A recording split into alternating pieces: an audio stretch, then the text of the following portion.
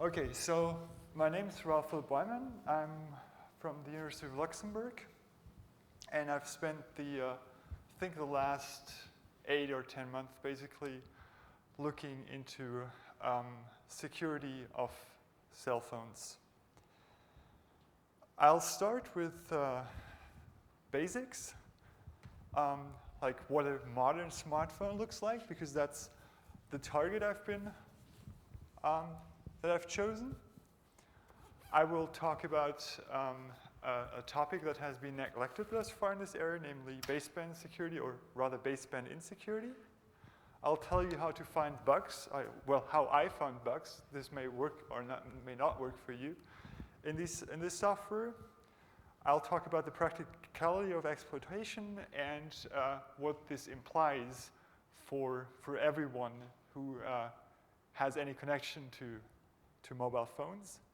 And I'll give an overview of the current status of disclosures and where we're headed in the next couple of years, I think.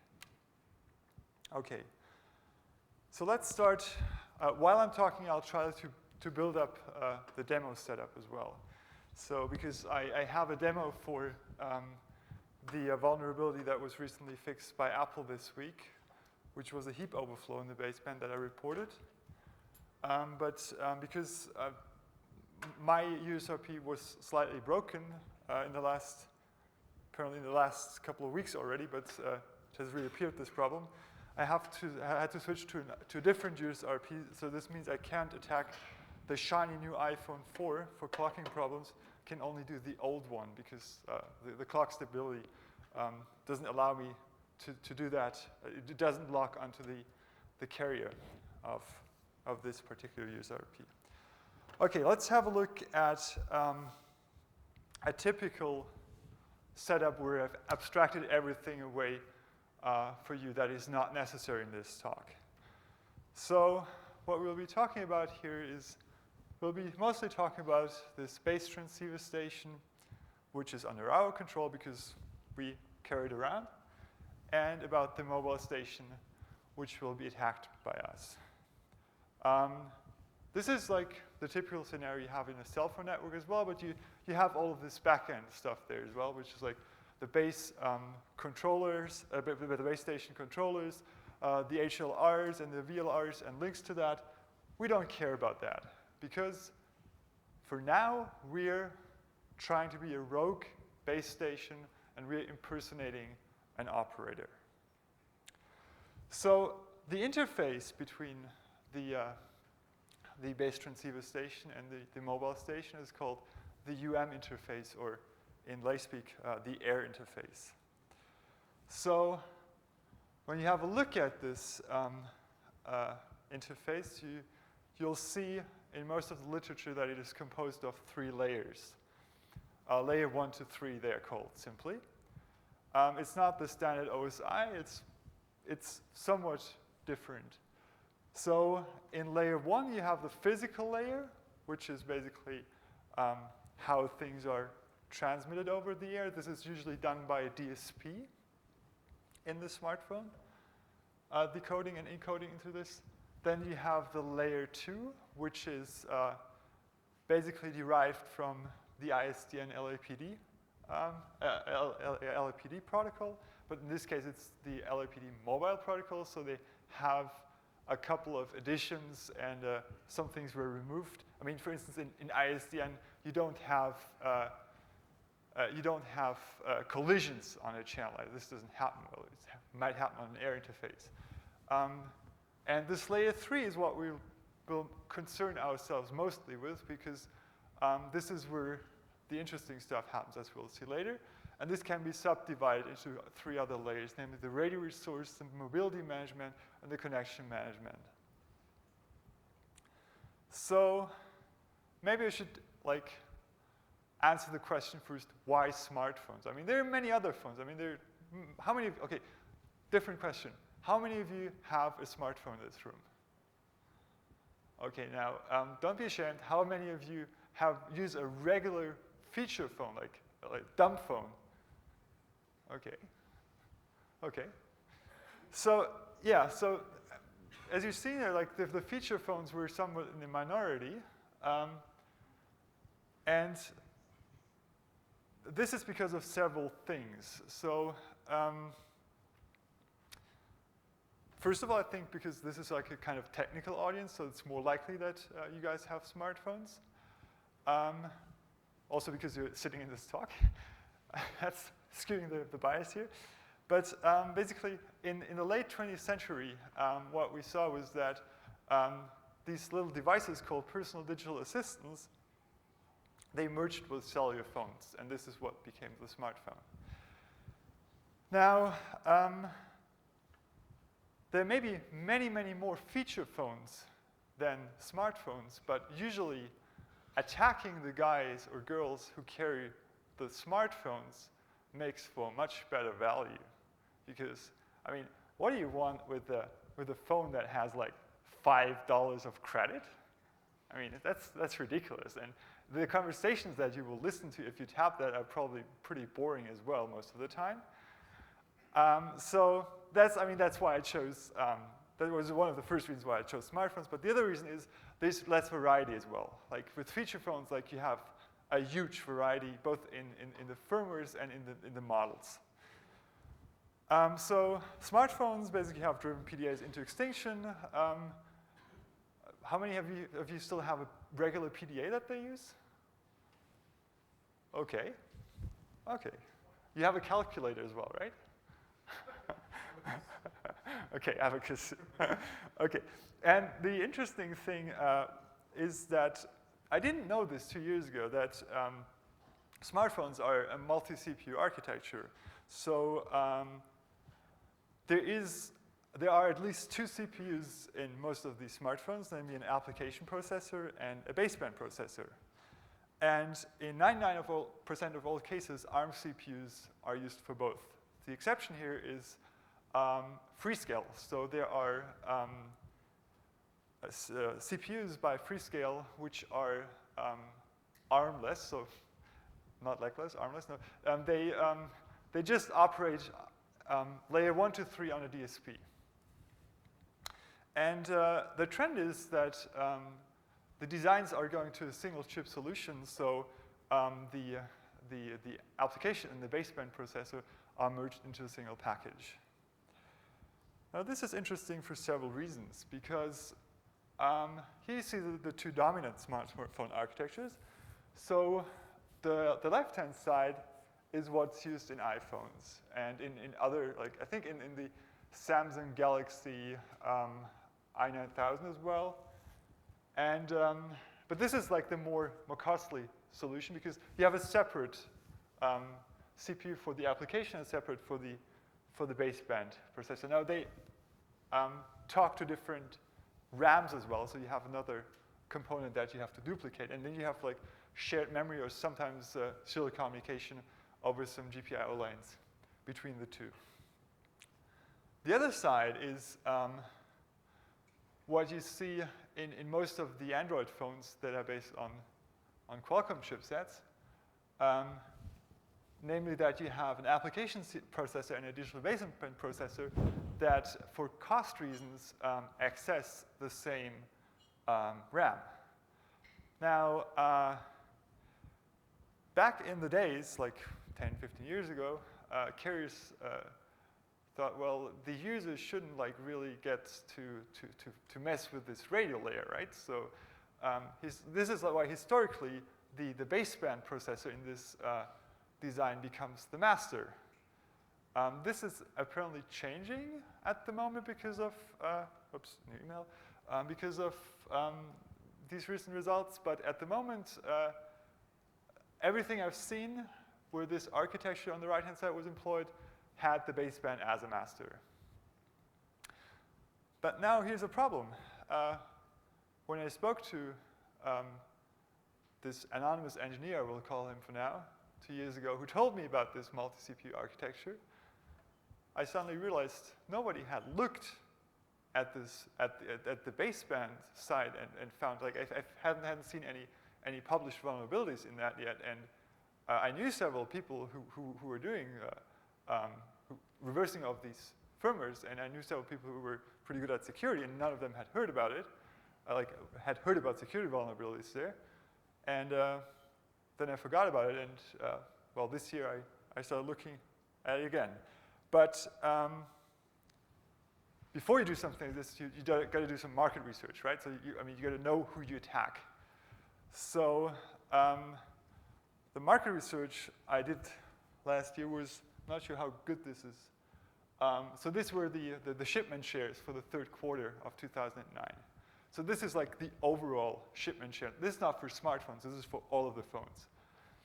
And you see that Qualcomm and MediaTek are the two big players together with Texas Instruments. And ST Ericsson and Infineon are good as well. Now, as I said before, I care about smartphones, so I looked at what is dominant in smartphones, and it was like Qualcomm and Infineon, because like Infineon is all of the iPhones, and Qualcomm is in all of basically all of the HTC phones, and like most of the Androids are Qualcomm based. I later looked at MediaTek as well. I will not talk about this in this talk, but it's actually much like, from what I found, it was worse. I haven't finished that part yet. So let's talk about security of the software. So it turns out that the code base for these things was created in the 90s. I mean, that's kind of obvious because that's like when was the standard written in the late 80s. So, but the problem is like it also this 90-90 attitudes towards security is permeated in the code, and there are fundamental flaws in how people treat inputs that comes in over the air interface, because it's trusted, right? I mean, if somebody has a damn base transceiver station, he must have had a lot of money, and hence, yeah, we should trust him. So it apparently didn't occur to the people at the time that one day people would be able to buy or build base stations on a cheap for this technology. So I mean, yeah, 10, 15 years ago, you'd have to spend a substantial amount of money to build your own BTS. And I think at the moment the cheapest that you could buy is like the cheapest commercial one that you could buy that is not like a nano BTS is like a Huawei for, I've heard figures around 50,000 for carriers, US dollars. But as we'll see later, there are other options that you've probably seen here already.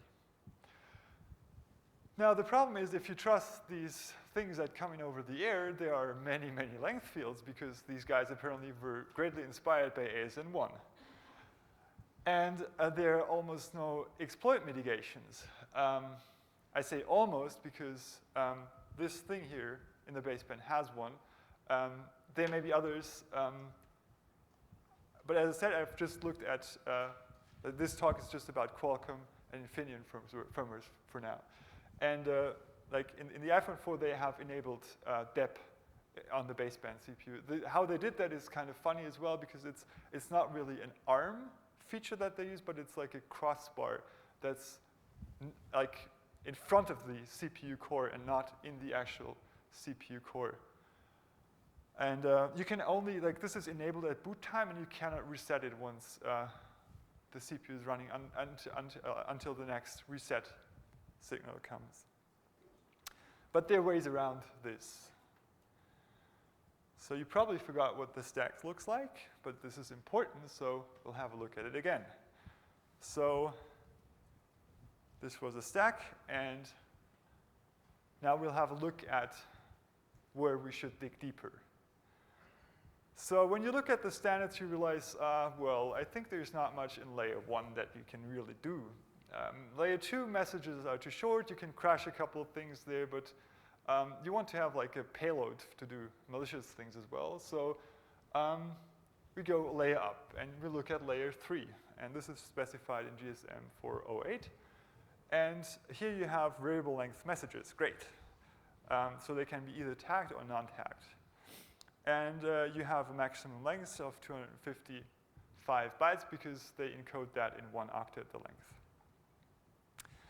However, they also use real ASN1. I mean, this is like this TLV format is like you see people have done too much ASN1 and had too much, well, not sure how to phrase this politely, but too much brain damage has been done by ASN1 to these people who designed this. But there's plenty ASN1 as well. For instance, for this RLLP, which Harald demonstrated in one of his talks at the Congress. No, sorry, this was at HAR, right? Where you've demonstrated for the first time that this can be used for querying the location. Yes, sorry. And in some of the stacks, you find problems with parsing these messages as well. And it turns out that the GPRS layer is very, very fruitful. But for me, there's a problem here because I can't speak the GPRS layer yet with the open BTS because it needs a different layer 1. So the layer 1 implementation is somewhat different. And according to people who have written OpenBTS, this is like 1 man-year of effort to write this for GPRS.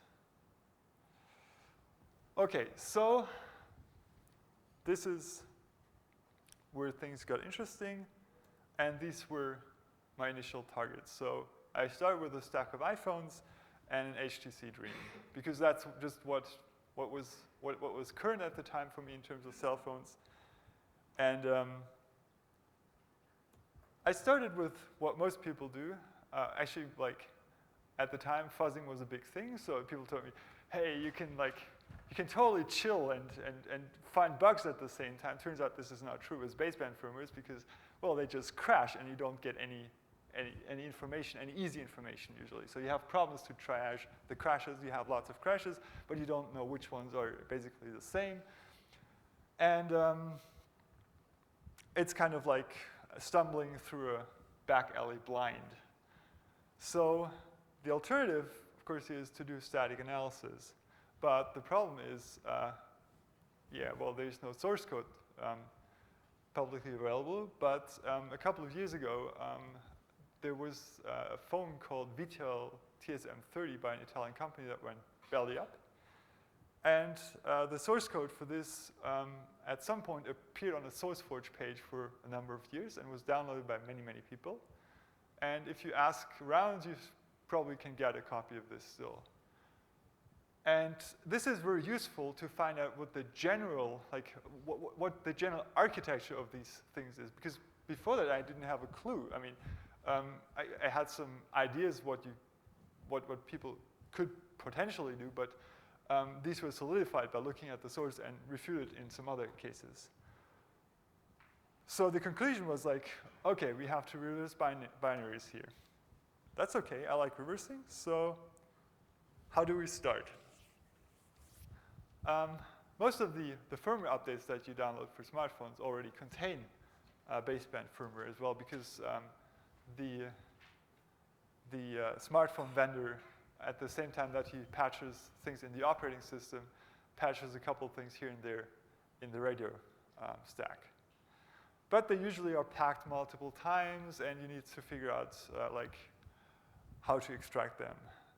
So for the iPhone, there are tools to do that because people have invested a lot of effort into unlocking these phones. And similarly for HTC phones, there's this community called XDA developers, and they know all about ripping apart and building new Windows mobile images. And some of that transfers over to Android as well. But you find that the Qualcomm firmwares that you usually find in a radio image for an Android, they're usually just ELF files with the loader in front of it. And you can, if you know the right offsets, you can straightly load this into IDA, and you have a good starting point. Sometimes even people leave symbols in these, which is very nice. For Infineon, you need a custom loader and relocator. This is somewhat yucky. It's easier on the first generation things because there's lots of information available. on the iPhone 4, you have to really read what's it called? I think ebl.fls to see how relocation is done if you want to do this statically. But the other thing that you can do is people use all of these bugs to unlock the phones, to do soft unlocks these days. And you can use the same path to inject your own code into the baseband through a bug in the AT command parser. And hence, you can gain information about the MMU configuration, for instance, or you can dump regions of memory. This is very nice, but probably shouldn't start with that initially. It's nice when you get stuck later. Okay, now you have like this huge binary at the right address in your IDA, but you still don't know what's what, right? So there's this company in Bochum that is run by Halve Flake. They make a great tool called bindiff, and this can be used for symbol porting. So what you can do is you start out with a guess of what compiler was used, and you take the runtime of that compiler, and then you load that into IDA, and then you take the image of the firmware image of the phone that you're looking at, and then you say, okay, port symbols, and it gives you an indication of how likely, by looking at the call graph, how similar the call graph for certain functions is. And if you like have a 99% match, well, that's probably the same thing. You look at the assembly again, and you verify this for you, and then you figure out, for instance, where mem copy is, or where string copy is, or sprintf, or all of these things. And then you have something to go on, so you can go from the inside to the outside of the functions. Also, you can, if you have a BinNavi license, you can identify functions that do memory transfer. Not now. Sorry. You can identify functions that do memory transfers by looking at the intermediate. They have like an intermediate language called Rail, and for this, there are analysis tools that can output you all of the functions that actually do memory-to-memory transfers. But it gets better because when you look at these firmwares, you see there are a lot of strings there, and for some reason, some of them have they have source file names in them, and then you look at where they're referenced from, and then you realize, oh, it's an assertion because somebody ran into an error case, and he now wants to log an assertion in the debug, but this went into production.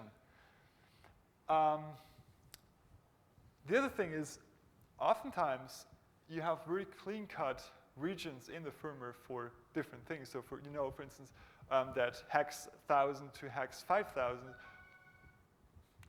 is the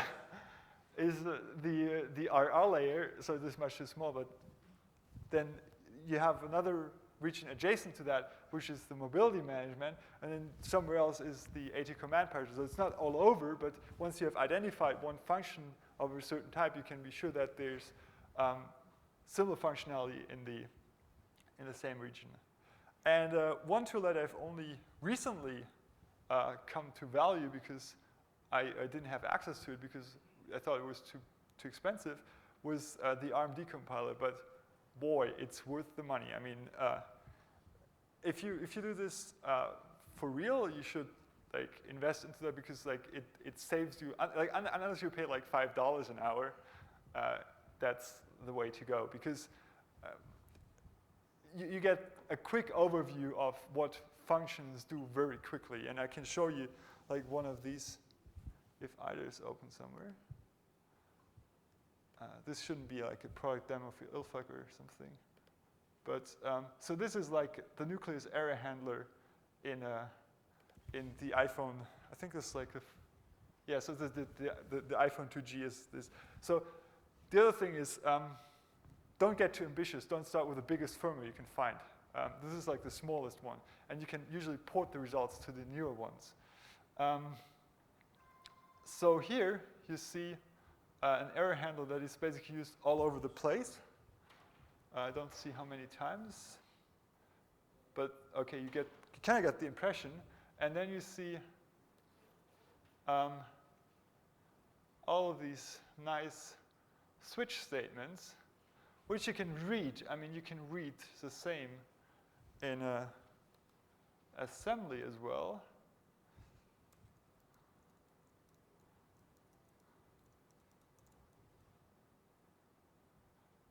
But it gets kind of painful. And with when you do this with BinNavi, you need a really big screen to see the graph correctly. Not sure what I can see. I think the screen is too small here to do this. Now switch back to Keynote. Okay. Okay, so that's the first step. But then you figure out, wait, this all looks like very much independent of each other. And then you see, oh, it's just different tasks that communicate with each other because they run a real-time operating systems, and different parts of the stack are different tasks usually. So you have the problem that you need to identify these different tasks, and again, the assertions and logging functions are very helpful. So after several bugs were found, I went back to the standards and looked for more. So what kind of bugs can you find in these things at the moment? There are many, many unchecked memory copies, and these are easily found once you've identified a mem copy. There are lots of structure or object. I'm not sure whether it's a structure or an object. I think it's actually a structure because I haven't seen much C++ in these things. Issues where things are, basically GSM has a lot of state machines, right? So in some of those, you can actually jump into states that are not meant, like you can arrive in a state that you're not meant to be in, and hence a function will access a structure that has not been properly initialized or that has been deallocated already. So this is great fun as well, but it's somewhat more difficult to exploit than the first kind. So this is like to use after freeze uninitialized variables on the stack. And well, I mean, infinite loops are kind of pointless, but yeah.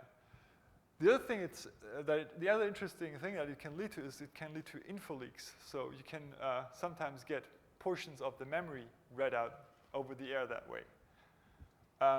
This can be interesting when you try to fingerprint stacks, or when you want to like read out certain regions of memory because you want to have a cross phone exploit that works on, say, all phones that have a certain stack.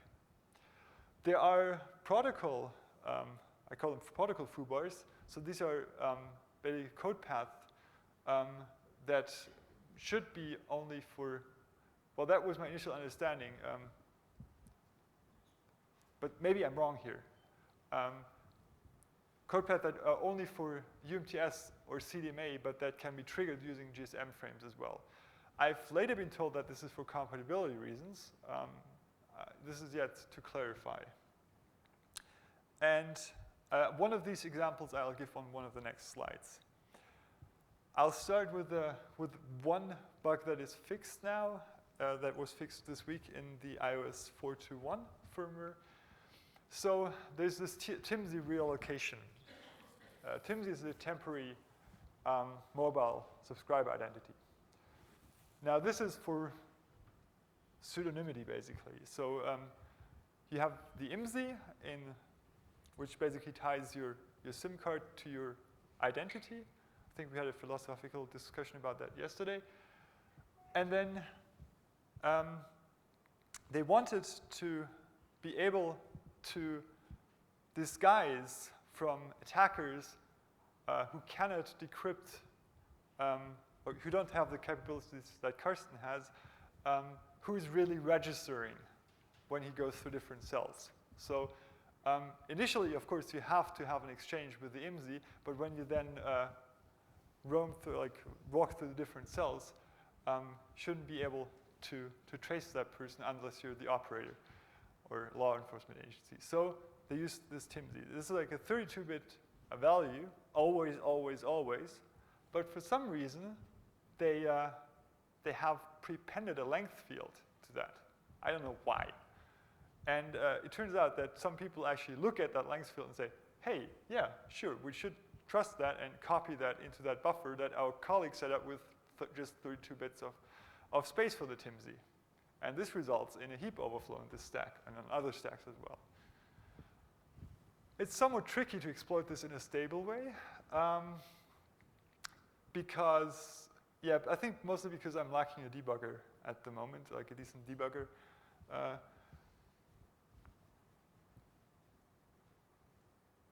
Also, the older iPhones have a Nucleus real-time operating system, and then the newer ones have switched to ThreadX. So this means that you have a slightly different heap implementation, which is annoying. But I mean, it means that you have to write two different exploits. Short remark, we have 5 minutes left, but when the audience, okay. we can continue 5 to 10 minutes okay. into the lunch break, okay? Okay. So I think, I'll speed up a little bit. So there's another example in the Qualcomm code base, which is of a similar quality. Again, a length field that is for a fixed length thing, namely a challenge response authentication is used in UMTS. This is called the auth-end challenge, not the RAND that you know from GSM, but it's a new thing, and also it always is 128 bits. Again, there's a length field. And on the Qualcomm stacks, this allows you to overwrite the stack. And this is actually easier to exploit than the bug in the Infineon stacks. And again, just as the other one, this allows you to have remote code execution on the baseband processor before any authentication has happened. And this has been fixed by Qualcomm, as I understand it, and it has been pushed to the OEMs, but I haven't seen any images that have been distributed to the customers yet that actually fixed this. And the scary thing about this is that it's like, this is, I think, less than 100 bytes. If I'm not mistaken, it's like a 73-byte layer 3 message that you can send over the air, and you have code execution, and I'll show you what you can do with that. I think I should skip through this, because what can we do that's interesting? So we don't want to do much work, because we already spent a lot of time reversing. So there is, I always surprised when I found this. Like, I've seen this in the days of when I used a modem. So there used to be this highest command set for modems. And there's a thing, AT plus a 0 equals the number of rings for turning on auto answer. And this is present in some stacks, notably in Infineon and Qualcomm. You can enable and disable this on iPhones using this combination, which is not documented. But the thing is, there's code there to turn this on, right? So it just, if you jump into this routine, that does into this handler for this AT command with the R0 register set to the number of rings, then you have turned it on. Now, in Infineon stacks, doesn't matter what you do thereafter. You can just like crash the baseband because it's written to NVRAM. In Qualcomm stacks, you have to make sure that you actually like progress in the logical execution because it's just in RAM. So if you crash, it's gone. Like, doesn't come back. And this is like an excellent target to demonstrate many of these memory corruptions. And with a little more work, you can also make the order answer invisible by basically making sure that the ring is never reaching the other side. So there's like a ring that is basically a ring string that is sent to the application processor if it's like this text-based communication. And if you just suppress this, then nobody will know, and the phone will just pick up. Practicality. So new base stations were expensive. Okay, so the cheapest actually was 25, not 50K. But old gear is often sold on eBay. And hardware has become cheap. We've seen that, and we have two open source solutions at the moment, namely OpenBSC and OpenBTS. OpenBTS provided service during Burning Man, and OpenBSC was tested at HAR 2009 very successfully. I was a subscriber as well then. So this was one of the, oh, this is very dark. I think we should skip that. This was the BS11. Some of you may have seen that. That was one of the first things that was used with OpenBTC. These are the IP access nano BTSs. So these are somewhat pricey, 4,500. The OpenBTS was cheap but very heavy, so it had to lug around 48 kilograms for 250 euros. Here you have something that's just, I think, a kilo, and that's 4,500. There's something in between that I've used and broken, apparently. So the price for this is approximately $1,250 plus a good clock. And this is like a software-defined radio, the USRP. It's very versatile. You can not just do attacks on GSM with it. We've also done DECT research with it. You can also do RFID sniffing with it and many other things. You can watch TV with it if you want to. So yes, there is no layer 1 for GPRS, but it's a nice, look, OpenBTS is very, very easy to modify, and that's why I chose it as a target. And like this is easier to drag around than this BS11 and cheaper than the IP access nano BTS. Now, the demo, I'll set this up. Common failures. I flagged clock precision oftentimes because I used the stock clock initially, but also because I had I have a fuzzy one in this, like an external clock. It's somewhat imprecise still. Even if you tune it, it drifts within the length of this talk, so that like an iPhone 4 will not hook onto the base station. But there are better solutions. For instance, there are a couple of Russian guys who produce something called the clock tamer, and I've used one of these when I was in the US recently, and they are very, very good. Like, they give good stability. And I'm waiting for my module here. The other thing I often ran into was that I misinterpreted the stack traces because you basically overwrite too much. And the same thing is like, it's easy to trigger the wrong bug because there may be more than one in a function. And last but not least, I also overlooked sometimes that code was placed on not an executable page. That's why I said it's useful to dump the MMU configuration before you get serious about this. We'll skip this and talk about the baseband apocalypse. So why I really care about this is because you can do really nasty shit. I mean, consider you do this attack in a crowded and or sensitive area, like in an airport lounge, in a financial district, like Luxembourg, near embassies, high-volley targets again. Now, you have some more budget to spend on developing exploits, so you don't like this stupid auto-answer thing that's like ridiculous. So you just record audio, compress it, and like, there's lots of RAM there. Store it in RAM, piggyback onto the next data connection, and just send it out, because the baseband controls the microphone. The application CPU cannot disconnect the microphone usually. And in lots of the newer chipsets, also the camera hangs off there. So you can have fun, depending on who you are. And if you have a shared memory architecture, then you can compromise the application CPU as well, which is very bad, because then all of the hardening features that you've built into the operating system on the application CPU, they're basically useless, because the attacker just uses a different vector. Something I haven't done, because it's difficult to do legally, is looked into ping pong games. If you have access to the base transceiver stations that are used by mobile operators as well, then you can probably find similar bugs in the software running there if you look long enough.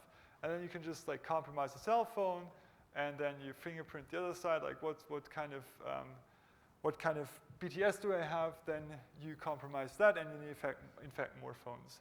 This is like a 2-year project, though, I think, if you have a team of like 5 to 6 people who are serious about this. You can brick phones permanently. I've done that accidentally. 2 Nokias died. Yeah, I mean, you can do this intentionally. For me, it was unintentionally. And the other problem is there's no easy forensics possible here. If you're smart, you make sure that you don't write anything to flash. It all stays in RAM, and at the next power off, everything's gone.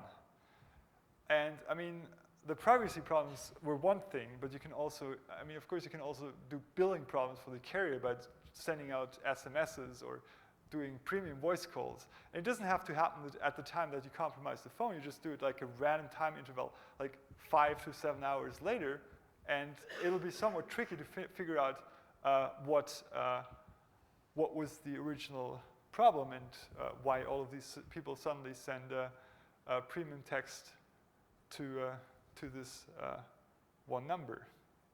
And this is also something that gets you around most of the fraud detection if you do many, many small transactions. So it's an arms race. To do forensics, you need exploits again because they've disabled JTAG on most of the phones. So the scary bit is that at the moment, I don't really know how we can defend ourselves. I mean, we turn off all our cell phones. I don't think that's a solution. It's like, with these things, it's kind of hard as well. How do you know that it's off? It's like a software animation that shows me the slider. Hell, I don't know. Could be on still. So there's this funny story about some German company that apparently produces secure end-to-end solutions for governments. And they have this enclosure, this soundproof enclosure now for the phones because they only trust the headsets. This tells you something about the potential problems that they have in the firmware of the phone that they're using. But I think there still is hope for the paranoid, and you probably have seen the talk by Harald, and I think this is a project that we should all support because if we have an open source and or free software GSM baseband stack, then more people can actually look at the source code and will hopefully look at the source code of that and shake out security bugs. And Osmocom, as I gathered from the information publicly available, implements layer 1 to 3. Correct me if this is wrong. Targets Calypso, and I think recently people have started working on MTK as well. And the Calypso chipsets that you can use are present in the OpenMoco and in the Motorola, the cheap Motorola phones. And the current functionality is about GSM phase 1 from what I've seen. So you can send and receive SMS, and you can have voice calls. So let's talk about disclosure. Qualcomm, I had really strong feelings about disclosure initially, but Qualcomm has been fantastic. It was great working together. Apple was a little bit slower, but they fixed this TIMSY bug this week as well, and they will get more bugs to fix. Same for Qualcomm. There was a vendor outreach program by Microsoft who basically contacted all of the baseband vendors, if I understand this process correctly. And one interesting remark I got from someone from Sony Ericsson, ST Ericsson, who explicitly told me that he can publish this email, so I use parts of this email. Now, I'd like to do that because it shows that there's a certain disconnect between people who do this engineering and the people who do vulnerability development. So he thinks that stack canaries that are checked in the scheduler prevent problems with stack overflows. Not quite. This helps if your engineering department shoots itself in the foot with an accidental stack overflow. It doesn't help against an attacker who does this maliciously. And using Coverity on the real-time operating system, well, yeah, they might have done that. But it still found bugs there. So. And plenty of them. So I think there's a need to educate the engineers who develop these, not just cell phones, but embedded systems, software in general, to be more careful and take security into account as well. And the outlook is that we will see the same problems again for UMTS 3GPP, and you say, well, okay, so 3GPP uses mutual authentication, so it will only be the very well-funded adversaries who can get past that, who can do all these attacks. But it turns out that there's this humongous radio resource control layer, which is like 1,800 pages of specification, encoded in ASN1 PER, and there's only one single vendor that I've seen in terms of parsers in the baseband stacks. And I think within the next 1 or 2 years, we'll see femtocells as very cheap attack platforms. Thankfully, the LTE specification that's used the part that uses pre-authentication is simpler than 3GPP, so there may still be hope there. But for now, I mean, if we have to live with 3GPP at the moment, like this attack platform costs 40 to 60 pounds on eBay, Great Britain, and there's still a significant amount of work to repurpose it, but I think it's possible. And with this, I'd like to finish. So memory corruptions over the air interface are possible, even with cheap hardware, well, okay, below $2,000. Vulnerability, I mean, it's a price of a halfway decent laptop, right? So you shouldn't discount that. Vulnerabilities in the GSM baseband code bases are plentiful at the moment. I hope that'll change. It plays into the hand of the attackers that there's only a relatively small number of baseband vendors.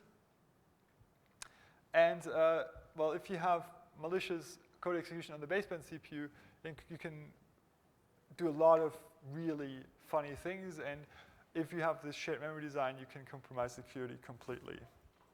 So that's been it for the non-demo part. I'd like to thank the University of Luxembourg for supporting me. I'd like to very much thank the anonymous engineer for bringing my attention to this. And I think it was, yeah, Jacob Applebaum was the one who brought me in contact with him. Dynamics basically sponsored the tools for this. Harald Welte helped me out technically a couple of times. Sylvain has been very great today with the used RP that failed. André Stempe helped me with soldering things back in Luxembourg. And Carsten Knoll and Harald Welte thankfully provided me, well, no, sorry. I'm thankful for them providing me with replacement gear because of my failed USRP. And of course, Cashel for writing OpenBTS, and Qualcomm and Apple, last but not least, for fixing all these bugs. And I'm really serious about this. Thank you, because there are other industries I've seen recently in embedded systems where people care a little bit less. So. Yes.